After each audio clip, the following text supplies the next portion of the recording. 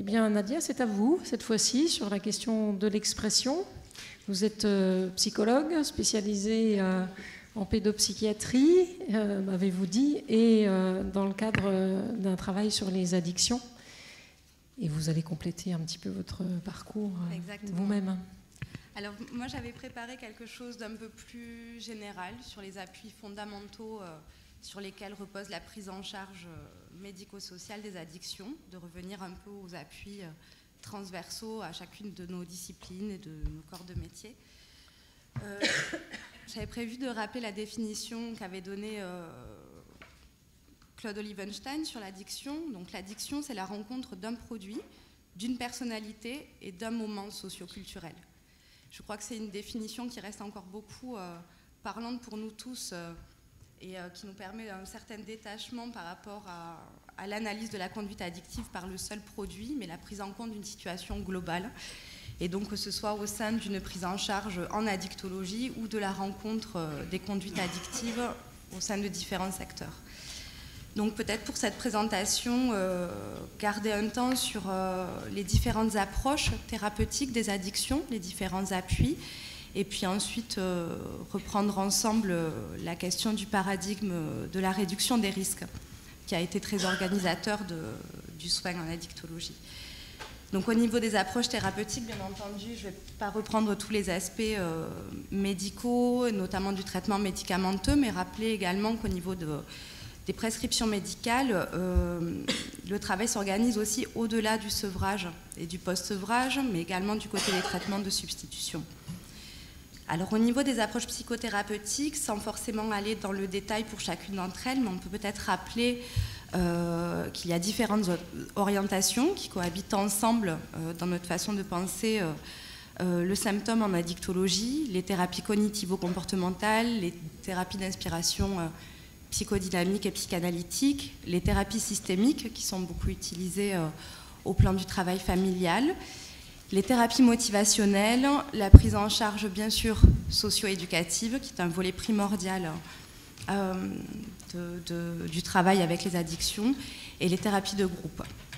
Donc en rappelant, ne serait-ce que brièvement là-dessus, je voulais appuyer aujourd'hui sur la nécessité d'une pluridisciplinarité autant dans nos corps de métier que dans nos lectures et nos références littéraires, chacun en fait sur nos appuis par rapport aux addictions. Peut-être rappeler en quelques mots sur les principaux, les TCC, le psychodynamique, les thérapies de groupe et les thérapies motivationnelles.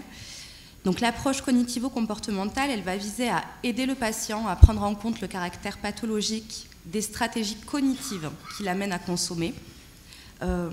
C'est une approche avec laquelle on identifie les enchaînements cognitifs, émotionnels et comportementaux et où on essaie d'influer sur ces enchaînements en modifiant les réponses du patient, en s'appuyant selon les cas sur des stratégies d'évitement ou des stratégies de coping. L'approche psychodynamique et psychanalytique, qui peut peut-être des fois être un peu placée en dehors des dynamiques institutionnelles, garde quand même une importance majeure, ne serait-ce que sur le terme même d'addiction. C'est aussi un courant théorique qui nous a permis de passer des considérations pour la toxicomanie vers une appréhension des conduites addictives et donc de toute leur importance au sein du vécu singulier d'un patient. Donc elle va s'intéresser à l'ensemble de l'histoire du patient, à comment surgit l'addiction, comme vous avez pu le rappeler sur les différents cas très riches que vous avez présentés, les différentes résonances, les différents progrès et retours. Elle s'appuie sur une conception primordiale qui est celle du pharmacon, qui est que dans l'addiction, on isole en fait à la fois quelque chose d'une tentative de solution, à la fois un remède comme un poison. Et qu'à partir du moment où on bascule de par nos considérations de soignants qui sont d'aller vers et dans le prendre soin que du côté de la seule dimension toxique en fait, du produit, on occulte quand même tout l'investissement que la personne a pu mettre en jeu au sein de son rapport à l'addiction. Un mot également sur les thérapies motivationnelles qui peuvent être aussi un point de pivot fondamental, notamment sur ce qui a beaucoup été évoqué autour de l'adhésion aux soins du patient. Les thérapies motivationnelles, elles vont en fait, plus qu'un mode de thérapie, être un système de communication où on vient replacer sans cesse par l'empathie, par le travail en écho avec le patient, où on va appuyer en fait sur les possibilités d'impulsion de changement qui viendraient du patient, partir de ses constats personnels sur la situation qu'il traverse et d'essayer d'avancer avec lui sur ces aspects. Un point bien sûr sur la prise en charge socio-éducative, parce qu'il ne faut pas oublier que dans l'histoire de la dictologie, ça a été un des secteurs qui a beaucoup fonctionné en cloisonnant les différentes pratiques. Le volet social est tout à fait impératif dans la prise en charge des addictions, parce qu'elle touche toutes les sphères de vie de la personne, elle amène à travailler avec la famille, à travailler avec les différents impacts que va rencontrer le patient. Donc la prise en charge socio-éducative agit en complémentarité des approches médicales et psychologiques et leur est essentielle. Elle vise la question de l'autonomie, de la responsabilisation et bien sûr de la réinsertion. Et parmi ces différentes approches, je souhaitais aussi mettre l'accent sur le travail en thérapie de groupe qui est fait face aux conduites addictives et avec les conduites addictives. Donc elles sont bien sûr un complément des différents suivis individuels. Il existe différents types de groupes, du groupe de parole qui est peut-être le plus connu en addiction, mais également les groupes médiatisés, thérapeutiques, le travail avec des appuis artistiques, la sophrologie, l'écriture, énormément de choses. Le groupe a notamment prouvé son efficacité sur plusieurs aspects. C'est qu'il permet déjà le travail en binôme, en trinôme, avec les différents corps de métier qui se rencontrent au sein d'un même service et qui élaborent ensemble toute une proposition de soins. Et également parce qu'elle permet aussi de réduire quelque part le clivage entre les patients et les prises en charge qui peuvent être perçues très souvent comme rigides, des patients qui nous font très souvent retour, je pense qu'on l'a tous rencontré, d'un sentiment d'être un peu placé à l'extérieur en fait, de leur propre prise en charge et de ne pas forcément être entendu. Donc le groupe de parole amène aussi cette dynamique-là d'un certain renfort, d'une certaine solidarité, en prenant appui sur un cadre qui est bien entendu rigoureux en amont pour l'abord de différentes thématiques en lien avec l'addiction. Donc qu'est-ce que soigner en addictologie ? Donc comme nous l'avons déjà appuyé, la dynamique pluridisciplinaire reste au cœur. Et au fur et à mesure de l'évolution de nos systèmes de soins et de nos propositions, on a pu voir qu'on évoluait vers une priorité accordée au maintien dans les soins plus qu'à un objectif de sevrage et d'abstinence. Donc aujourd'hui, peut-être que nous sommes un peu plus habitués à cette dynamique-là, mais c'est le fruit aussi de plusieurs combats. Donc la demande du patient doit rester centrale dans toute la prise en charge. Il reste le premier expert de son addiction.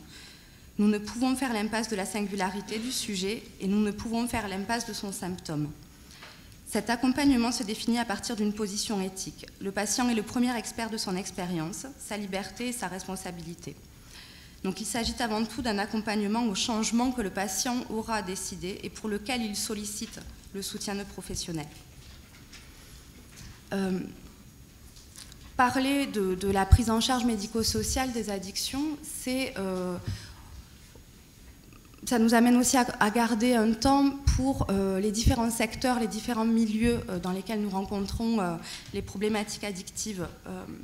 Le champ des polyconsommations, par exemple, ou des polyconsommations chez les personnes très précarisées vivant à la rue, le champ de l'addiction pensée dans le milieu périnatal et sur la question de la grossesse, le champ de l'addiction et de l'adolescence et de la gérontologie, par exemple l'addiction en milieu pénitentiaire. Tous ces champs d'intervention vont induire en fait des arguments que nous n'allons pas mettre au travail, nous professionnels, de la même manière, puisque l'addiction est aussi à échelle nationale face à des systèmes de soins, à des politiques de soins qui vont être renseignées par chacune de nos pratiques et qui doivent l'être. malgré cette diversité de milieux, de secteurs et donc de problématiques et d'arguments, on va retrouver quand même une continuité au plan des enjeux, qui est bien entendu la poursuite des recherches épidémiologiques, dans un premier temps, la recherche des corrélations cliniques et pharmacologiques qui vont être très importantes. Également, la prise en compte des troubles liés aux substances et aux conduites addictives et celle de l'éventualité de comorbidités psychiatriques, sur lequel je reviendrai peut-être un peu plus tard si j'en ai le temps. Et face à tous ces milieux et cette diversité, la question de la continuité des prises en charge est également très importante, de par la précocité, parfois, que nous rencontrons dès certaines premières consommations, mais également les phénomènes de rupture au sein des prises en charge. Je souhaitais aussi mettre l'accent sur la question des appartements de post-cure et tous les projets de post-cure, les logements supervisés, tous ces principes-là qui sont un peu extra-hospitaliers et qui visent aussi parfois à être un peu mis en danger. On pense aussi, bien entendu, à la question des maraudes dans le champ de la dictologie qui a apporté des billes fondamentales. Parmi les enjeux, je voulais également citer la question du lien social, qui est quand même très mise à mal par rapport à la dictologie, tous les phénomènes de désaffiliation, donc le travail sur l'ensemble du milieu de vie et du contexte de vie de la personne et son caractère primordial. Alors, pour dire peut-être quand même un mot, puisqu'il est difficile de résumer en quelques termes conduite addictive et la problématique des comorbidités psychiatriques. C'est un postulat qui est très important de replacer la singularité du patient, la singularité du symptôme et également la fragilité des diagnostics psychiatriques et des structures cliniques. On ne peut pas associer aisément des traits psychotiques à telle question dans l'addiction, même si ce sont des questions qui sont souvent au travail de par nos rencontres. Donc je voulais peut-être rappeler un aspect qui est également un point de pivot qui peut être intéressant. Alors, c'est le moment de faire des choix, priorisation. Comment être clair en 3 minutes. Pour donner une première bille qui, j'espère, peut être utile, c'est qu'à propos des comorbidités psychiatriques, on va situer d'un côté les enjeux d'un double diagnostic où nous allons avoir 2 entités qui sont l'addiction dans l'expérience de vie de la personne et sa situation psychique.